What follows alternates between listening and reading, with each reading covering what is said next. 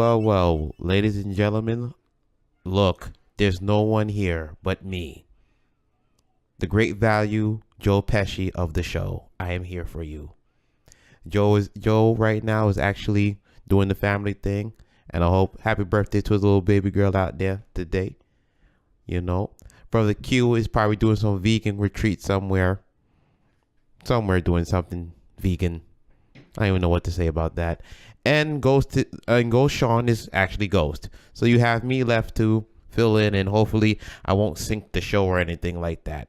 So let's get down to business here today. Oh, but by the way, before I begin, since it's me by myself, don't leave me out here hanging. If you want to comment, you got any questions about the topics I'm about to talk about, or any concerns or anything like that, hit the comment box below in the Facebook chat. Talk to me. Don't let me sit here talking to myself now. You know? But all right, we're going to get into our first topic, which is shocked the basketball world as of late. Jimmy Butler. The trade of Jimmy Butler to the Philadelphia 76ers. After a long offseason of turmoil in Minnesota with the Minnesota Timberwolves, as I call them, Thibodeau tried to keep Jimmy Butler for as long as he could keep him. But we all knew the writing was on the wall at this point. The writing was just on the wall. He's sitting there fighting with Karl Anthony Towns and Andrew Wiggins. They don't want to play hard. He wants to play hard. You know, it's not going to work like that. And the reports are that, I mean, everybody knows by now, Jimmy Butler beat Karl Anthony Towns and Andrew Wiggins' first team. He beat them with the third string team. Jimmy Butler and third string players beat Karl Anthony Towns and Andrew Wiggins' first team players. The riff was already there. Then also some behind the scenes things going on that they don't want to talk about, but the people know what I'm talking about. You know, Jimmy Butler trying to be the next Derek Fisher out here and everything like that. You know, trying to score points all many sorts of ways. You know, but I see you, Jimmy. But the trade now is done. He's going to Philadelphia for a bag of Skittles and a ham sandwich. You know, which Minnesota could have gotten a lot more for Jimmy Butler. Way much more for Jimmy Butler. I mean, the Houston Rockets were offering 4 first-round picks for Jimmy Butler. Sounded crazy, but at least they were desperate enough to say, hey, maybe we need to go try something, because Melo is friggin' done. My God. It would have been nice, but when you really think about it, those picks would have been low anyway. So it's not like you're really going to get a lot of value for those picks anyway. There's going to be like low 20s, because we expect Houston to come a little bit back up to par right now, because right now they're 12th at 4-7. So was it now a week or two ago? It would have helped them to get Jimmy Butler. It would have helped a lot, but for them, what they had to give up would have been a little steep. But I'm happy for this trade for the Sixers, because they need that dog in there. That guy that can really get up into it. I feel like they were missing that. Embiid is going to come out there. He's going to play hard. Simmons, he's going to come out there. He's going to play hard. He's going to give you a double-double with assists, with his points, with scoring, of course, but also with his rebounds or assists, or he could just get you a flat-out triple-double. Well, almost whenever he wants to. But for Jimmy Butler, that locker room is going to change now. This is serious business now. And this is a message to Markelle Fultz. You can't fucking forget how to shoot now. Don't forget how to shoot now. Because Jimmy Butler going to get in that ass, boy. Let me tell you that right now. Jimmy Butler don't play. Don't forget to shoot. It still bugs me. How could this man forget to shoot? How could you forget to shoot? It's unreal to me. All through college, you scoring buckets, you doing what you got to do. Then you come to the NBA, and there was a reason why Boston wanted to trade the first pick overall anyway. They got Jason Tatum at a better value. And they knew they had to know something about Markelle Fultz for them to trade him, to trade down from him. They had to know something. I believe the Sixers got fleeced, but now they're making up for it, and they didn't have to give up much. They didn't have to give up much. So now when you look at the Eastern Conference now, it's now a 4-team race. It's Toronto, Milwaukee, Philadelphia, and Boston. Right now, Toronto's on top at 12-1. Kawhi right now, I believe he's actually, to me, he's second in the MVP voting. If you were hypothetically to do it today, he's second in the MVP voting. Milwaukee is next. I think Giannis is the MVP so far because he is crushing it right now. He is by himself bringing that team along. You have Michael Brogdon there, Middleton. Those guys out there doing their part to help that team get off to a good start. They've gotten off to Boston, although they're there, but they're not there. I think because it's too much talent in Boston. I think there's too much talent in Boston, but that's not a bad thing. It's never a bad thing to have abundance of talent. But now you got Teddy Rozier. He said he want minutes, and Teddy Rozier can play. He can play now. But I don't know if they're gonna get that all together in time. Somebody has to go. But back to Philadelphia. If Philadelphia, let me say this: Philadelphia, for the most part, got a lot better with one guy. Because to me, Jimmy Butler is a piece you could fit in there right away and say, yo, go out there and get me 20, get me 5, get me 5. He go out there and do it for you right away. And then you add Embiid in there. Then you add Simmons. It's a great mix. And it's good for the city, too. Because they're blue-collar people. And his blue-collar attitude will just fit. That place is going to be jumping in Philadelphia. When they start to get it really rolling, it's really started to get it together, they're really going to do something big. I don't know if they're going to beat, I would per se to say like Toronto, but I think they could give Boston now a run for their money. If they had Jimmy Butler last year, they could have went to the Eastern Conference Finals. I believe so. But this year now, for me, I think Jimmy Butler can show now what he really is. And the East is there for the taking. Anybody can take the East at this point right now. Anybody can take the East right now. It's early, and we see Toronto way out in the head. Kawhi showing once again why he is the premier defensive player in the NBA. He's probably going to win his third defensive player of the year in three out of 4 years. Toronto they look good. Their system looks good. It looks fast. And look, they even got Serge Ibaka playing like I don't even know what to playing like. He looked like a great value Rasheed Wallace back in the day. He had the Jimmy shot. He always played defense. You knew that already. But at least, I guess against the Lakers, he did look like him. But overall for me, I still don't think they can touch Toronto. We'll see. But it gives Philadelphia a greater chance to really do something big in the Eastern Conference. Really big.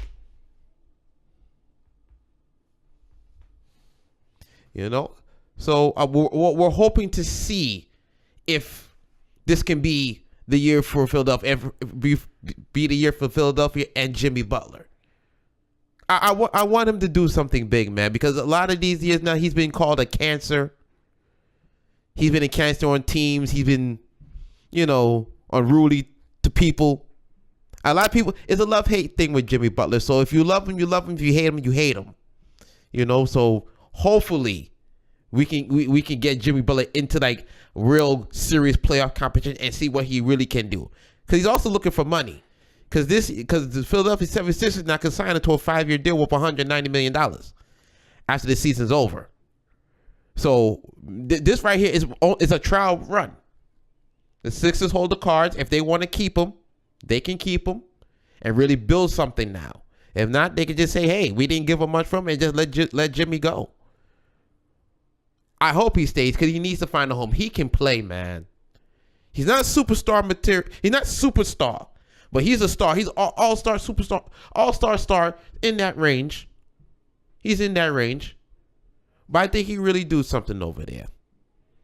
So hopefully for Jimmy Butler, this can be a perfect fit for him. And he can finally do something like get far in his career.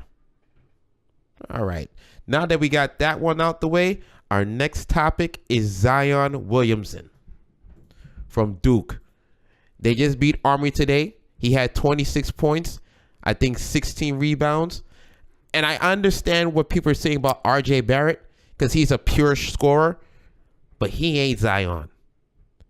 6 foot, 6'8", 6'7", 6'8", 280, leaping ability out the gym. They also got Karen Reddish over there as well, another good scorer.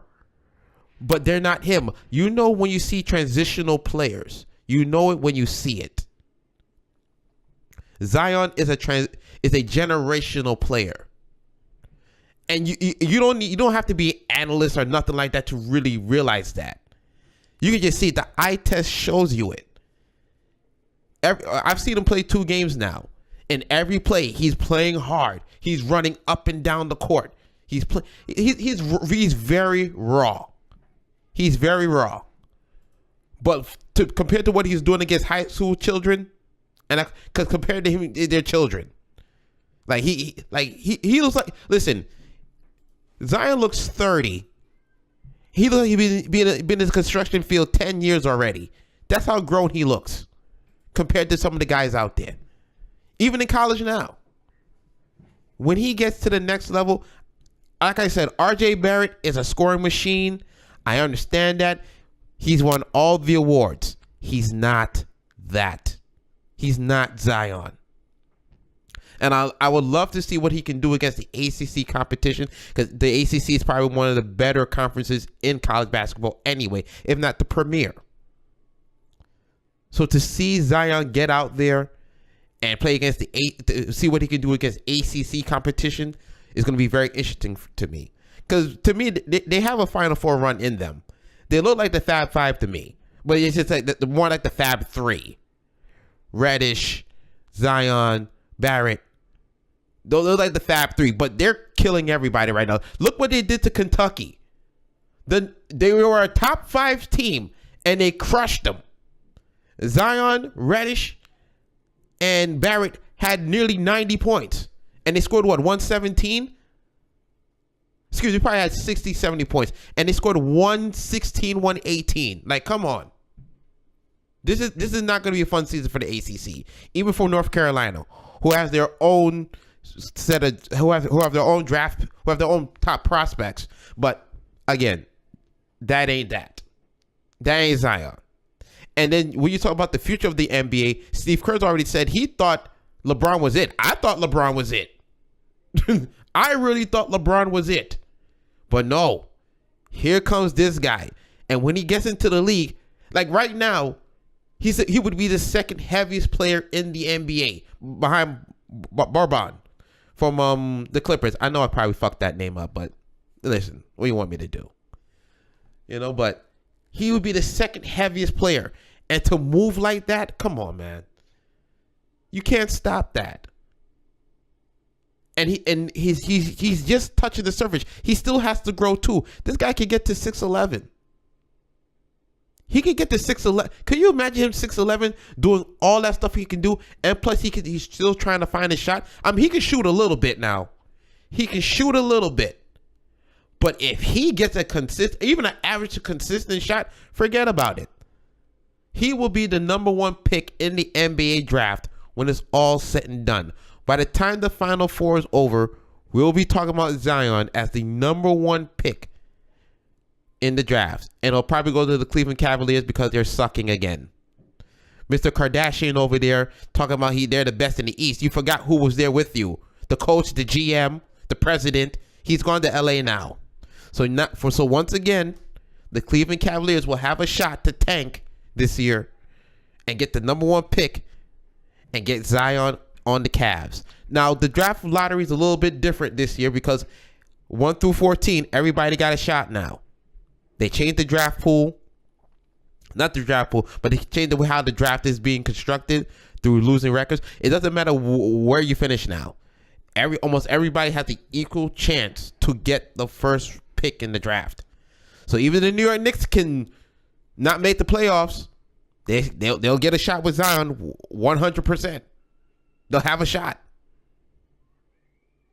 Whoever gets Zion, they will build around him, and they're gonna be good for the next 10 to 15 years. Because that's what Zion looked like to me. Everybody said the same thing with LeBron. A lot of people didn't believe it. They didn't believe LeBron was going to be it, but you can see it right away. And I can see it with Zion right away. The eye test just tells you he is going to be somebody out there for the future. Like, he's a generational player. Just put it, he's a generational player. And when you get guys like that, you can't sit them. You can't slide it. You can't pass on that for RJ Barrett. Like, again, I said RJ Barrett's great, silky shooter, but that ain't that.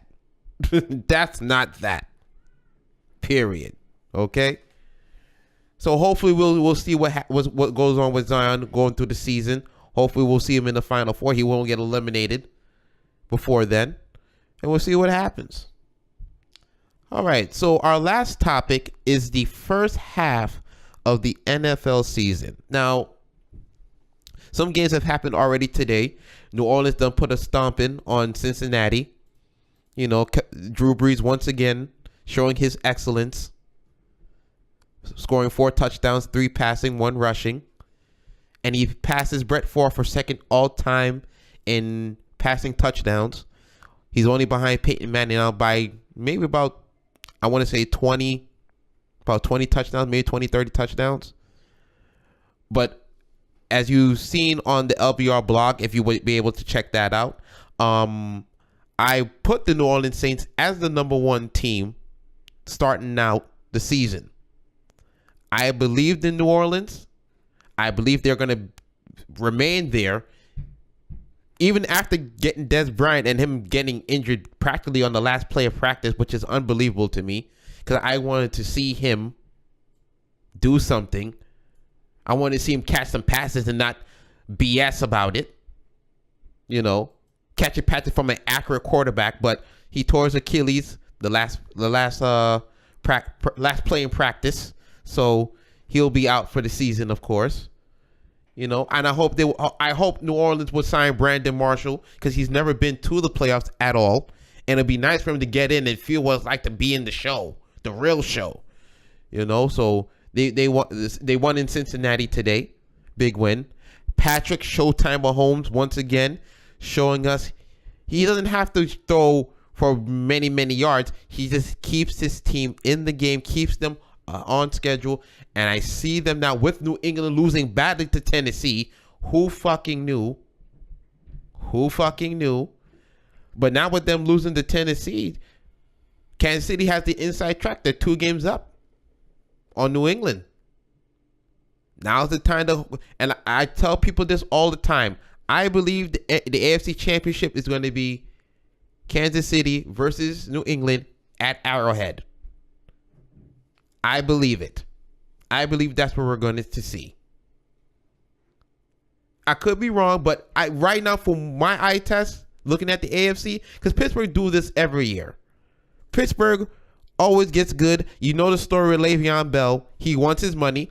I believe he deserves his money, but James Conner doing what we got to do. And plus, James Conner is a cancer survivor. He's going to fight for everything he wants fight for everything he can get right now. He's trying to prove I can play in this league just like Le'Veon. And at this point, Le'Veon may not even sign. So now you're going with AB, Juju, Big Ben, and Connor. I still don't trust the defense. I still don't trust the defense right now. They're getting better, of course. TJ Watt is a baller, just like his brother. The pedigree is there.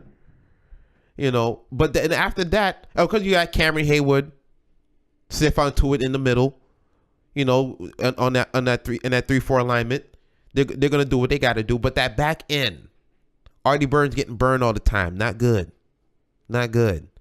Joe Hayden doing what he can. Is it enough? I don't know. In the NFC, you have the Rams and their worldwide defense. Well, not lately because they've been getting smoked, but I know why, because Talib not there. Aqib Talib is that DB, is that shutdown DB that the Rams need in order to be called the true contenders of the league. I still don't think they're contenders over New Orleans. I think New Orleans right now has the inside track to the conference. If it goes through New Orleans, they're going to go to the Super Bowl. That's just point blank. Because after that, you got the Bears. They're ready, but they're not there yet. They're about a year or two away. The Bears are about a year or two away. Oh, even though they whooped up on the Lions, which the Lions ain't going nowhere fast as usual. Matt Stafford probably going to throw for like some 1,000 yards again and not even make the playoffs, but it's whatever. It's cool. You know, and then who are you go? I got Washington. Yeah, I don't believe in Alex Smith. Who the hell believes in Alex Smith? Although Adrian Peterson is still a top. Well, as of right now, he's one of the top 5 leading rushers in the NFL, still at his age. I can't even believe that. It's amazing. But he's still doing his thing. He's keeping himself afloat, keeping the Washington Redskins afloat. Then I look at through the AFC, I look at the New England Patriots. Like I said, they lost to Tennessee today. Mike Vrabel, one of the old coaches of Belichick, actually got a win versus Belichick today, which is amazing because usually those coaches are bad versus him. I'm very sure he don't teach them anything much. But Vrabel got in there and gave him some oomph today. Put some fear in Brady's heart a little bit. The so-called GOAT. Please. Ain't no fucking GOAT. Yeah, I said it. He ain't no goddamn GOAT. That's for all them people watching New England over there. He ain't no damn GOAT. Yeah, I said it. But they'll be there to face Mahomes. I'm not going to give my prediction yet on that, but eventually I will if that matchup should happen.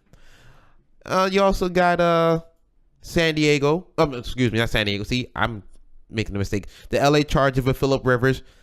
Every year Phillip Rivers is going to do what he do. But is it enough to get over the hump? I don't think so. I really don't think so. Who else is going in the first half? The Atlanta Falcons. Julio, get out of there, bro. The man, jump, kick, scratch, I don't care. Get your ass out of Atlanta. This is not the place for you. Steve Sarkisian has sabotaged your career, even though you scored a touchdown again. Where the fuck has this been the whole time? Where the fuck has it been? I understand the Atlanta Falcons lost a lot of defensive players. Deion Jones gone. Keanu Neal gone. You know, but come on. What are we doing right now? You lose to the Cleveland Browns? The Cleveland Browns? Really? Julio Jones? Come on, man. I feel sorry for Julio, man, because he's doing everything he can, but he can't get no help. I feel like he's like Tyrese. What more do they want from him? He can't do it all. He cannot do it all. Help him out, Matt Ryan. Come on, bro. Yeah, you're second in passing. You're probably second and third in passing right now. But come on, bro. Timely passes from this guy. That's what we need to see from Julio. The connection has to be there again. Come on. Who else we got? Who else is out there? That's about it for right now, as far as the NFL is concerned. But like I said, this second half of the season is shaping up. Like I said, New Orleans is already there. They're showing we're here. We're gonna be at the table. Kansas City is gonna be at the table. New England's gonna be at the table. LA Rams are going to be at the table. I believe those are the 4 teams that are going to be at the table when it's said and done. You know? So that's with that. So with this short episode, because of time and everything, like I have to cut this thing short, unfortunately. We had a little thing, we had a little issue, technical difficulties, so we had to cut it short. So I had to rush through a little thing, but rush through it. But, you know, I hope I did well. I hope I made my people proud, my co-host proud today. Hope I wasn't rambling too much out there, you know. So thank you for bearing with me, for sitting with me through this whole thing. And hopefully the guys will be back next week, you know. Teamwork make the dream work, of course, as Money Mayweather said. You know, so hopefully these guys will be back. But I did what I could. I'd like to thank y'all for joining me today. And oh, of course, check out the blog, because I'm always blogging. You know, LBR blog on Facebook. You can also catch the audio on the podcast at LBR. Let's Be Real Sportscast.com. You can check that on iTunes and also on YouTube as well. Audio for iTunes, visual for YouTube. And really, that's about it. I hope I did well. Hopefully the guys will be back. Hopefully the guys will be back next week. So for that, that's it for me. Peace.